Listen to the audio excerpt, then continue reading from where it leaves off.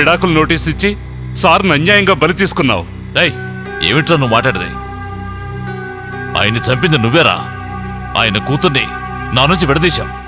నా కూతురు భవిష్యత్తును నాశనం చేశావు. మెల్లగా మాట్లాడు. ఎందుకురా మెల్లగా మాట్లాడటం? విన్నెవరా?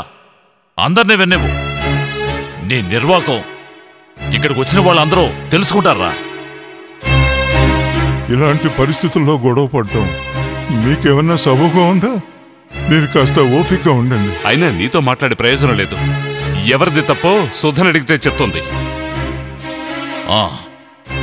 సుధా నేనే అడుగుతాను. సుధా, సుధా, నాకు మిమ్మల్ని చూడటం ఇష్టం లేదు.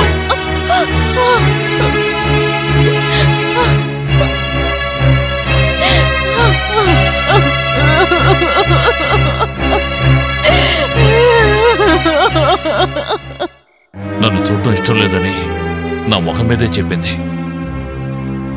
కాసేపు అక్కడే నిలబడి ఆ తర్వాత వచ్చేసాను. ఆ తర్వాత నేను తను చూసింది కోర్టులోనేనమ్మా. అక్కడ మేము చట్ట ప్రకారం విడిపోయాం. సంతకం పెట్టేటప్పుడు కూడా మీ అమ్మ ఎక్కెక్కి ఏడ్చింది.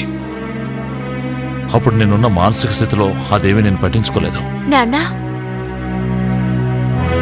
చాలా పొద్దుపోయింది, వెళ్ళి పడుకోమ్మా.